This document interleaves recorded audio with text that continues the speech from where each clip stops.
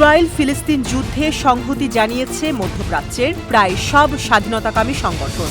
৭ই October operation আল আকসা ফ্লাডের শুরু থেকে এসব স্বাধীনতাকামী সংগঠন হামাস এবং ফিলিস্তিনি যোদ্ধাদের সাথে একযোগে দখলদার ইসরায়েলি সেনাবাহিনী ও তাদের মিত্রশক্তির মোকাবেলা করে যাচ্ছে।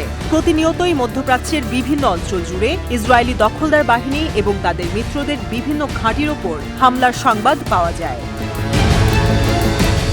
সেরকমই ইরাকের ইসলামিক প্রতিরোধ গাজা উপত্যকায় ফিলিস্তিনিদের সাথে সংহতি প্রকাশ করে ইসরায়েলি শাসনের বিরুদ্ধে একের পর এক সাহসী হামলা চালিয়েছে। তাদের মতে ইসরায়েলি দখলদার সরকার গাজার নিরস্ত্র মানুষের উপর গণহত্যা চালিয়ে যাচ্ছে। গত শুক্রবার এই ফিলিস্তিন এবং মধ্যপ্রাচ্যের সন্ত্রাসবিরোধী যোদ্ধাদের সম্মিলিত গ্রুপ থেকে বিভিন্ন বিবৃতিতে জানানো হয়েছে যে ইরাকের ইসলামিক প্রতিরোধের যোদ্ধারা তেল আবিবের মোসাদের গ্লিলট গোয়েন্দা কেন্দ্রে হামলা চালিয়েছে। সন্ত্রাসবিরোধী যোদ্ধাদের সম্মিলিত এই জোট বলছে যে ইরাকের ইসলামিক প্রতিরোধের যোদ্ধারা উন্নত আল আকরাব ক্রুজ মিসাইল দিয়ে এই হামলা চালিয়েছে। জোটের বিবৃতিতে আরও জানা যায়, এই একই ধরনের প্রজেক্টাইল ব্যবহার করে ইসলামিক প্রতিরোধের যোদ্ধারা ইসরায়েলের দখলকৃত অঞ্চলের দক্ষিণ অংশের বিয়ার শেবা শহরের আব্রাহাম গোয়েন্দা সংস্থার সদর দফতরকে লক্ষ্য করেও হামলা চালিয়েছে। সবশেষে ইসলামিক প্রতিরোধ আরও একটা বিবৃতিতে বলেছে যে তারা মৃত সাগরে একটি ইসরায়েলি জাহাজকে লক্ষ্য করে তার বিরুদ্ধে প্রাণঘাতী একটি অভিযান চালিয়েছে।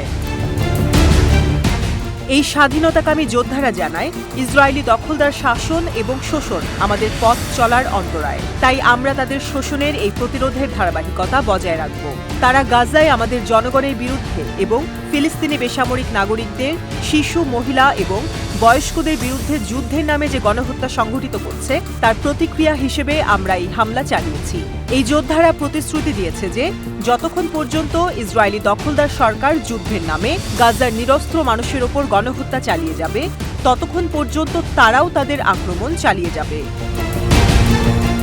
এই প্রতিশ্রুতি অনুসারেই এই জোটটি গত অক্টোবর থেকে ইসরায়েলি শাসকদেরকে লক্ষ্য করে এরকম অসংখ্য হামলা চালিয়ে আসছে।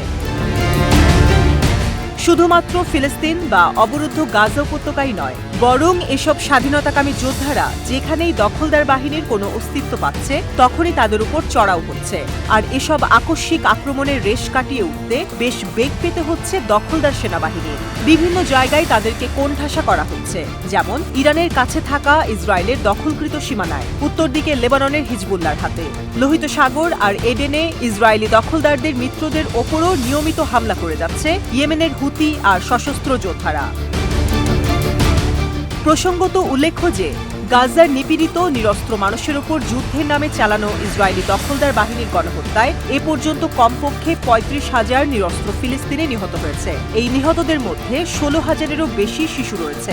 ইসরায়েলি দখলদার বাহিনীর গণহত্যায় নিহতদের মধ্যে বেশিরভাগই নারী ও শিশু।